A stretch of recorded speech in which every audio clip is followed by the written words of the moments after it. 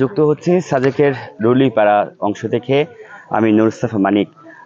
আমরা জানি যে গতকাল যে সাজেকের রুইলিপাড়ায় ভয়াবহ অগ্নিকাণ্ডের ঘটনা ঘটেছে, সেই ঘটনায় কিন্তু প্রায় 50-এরও কাছাকাছি কটেজ ভস্মীভূত হয়েছে, ক্ষয়ক্ষতি হয়েছে। এর পাশাপাশি কিন্তু অনেক ব্যবসা প্রতিষ্ঠানও ক্ষয়ক্ষতি হয়েছে। তবে সবচেয়ে যে জিনিসটি সবচেয়ে বেশি ব্যাপক আকারে মানুষের ক্ষতি হয়েছে সেটি হলো এখানকার স্থানীয় বাসিন্দাদের যে বসতবাড়ি পুড়ে যাওয়ার কারণে কিন্তু এখানকার অনেক বাসিন্দারা কিন্তু গতকাল থেকে খোলা আকাশের নিচে বসবাস করছেন, এবং অনেকে কিন্তু আশপাশের আত্মীয় স্বজন যারা রয়েছেন তাদের কাছেও কিন্তু গিয়েছেন। তবে যাদের কোথাও যাওয়ার জায়গা ছিল না তারা কিন্তু ব্যবসায়ীরা কিংবা এখানকার স্থানীয় বাসিন্দারা তারা কিন্তু খোলা আকাশের নিচে রাত্রি বার করেছেন, দিন বার করছেন।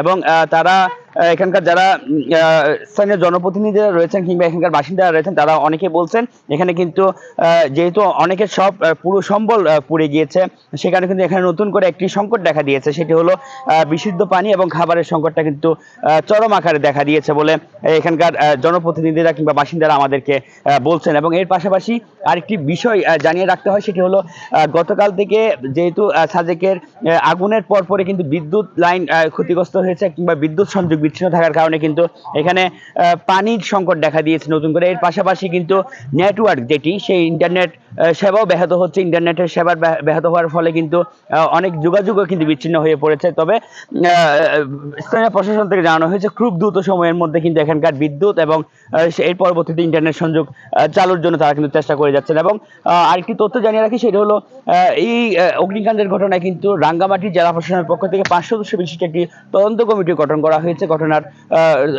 কারণ উদ্ঘাটন করার জন্য। এর পাশাপাশি এখানকার যে অগ্নি নির্বাপন ব্যবস্থা না থাকার কারণে, যে অর্থাৎ ফায়ার সার্ভিস কিংবা পানির উৎস না থাকার কারণে কিন্তু এই ক্ষয়ক্ষতি অনেক বিরাট আকারে রূপ নিয়েছে বলে এখানকার বাসিন্দারা কিংবা ব্যবসায়ীরা বলছেন। তারা দাবি জানিয়েছেন যাতে খুব দ্রুত সময়ের মধ্যে একটি ফায়ার স্টেশন না পারলেও অন্তত যাতে একটি পানির রিজার্ভার তৈরি করা হয় এখানে, যাতে, কারণ এখানে প্রতি বছর কিন্তু আগুনের ঘটনা ঘটছে বলছেন এখানকার বাসিন্দারা কিংবা ব্যবসায়ীরা। তারা বলছেন এই ক্ষয়ক্ষতি কাটানোর জন্য তাদের একটি পানির উৎস এখানে অতি দরকার বলে তারা বলছেন। এবং এর পাশাপাশি ফায়ার সার্ভিসের কর্মীরা যারা এখানে কাজ করতে এসেছেন রাঙ্গামাটি কিংবা খাগড়াছড়ি বান্দরবান থেকে যারা এখানে কাজ করতে এসেছেন তারাও কিন্তু বলছেন এখানে সবচেয়ে বড় যে সংকট সেটি হলো পানির সংকট।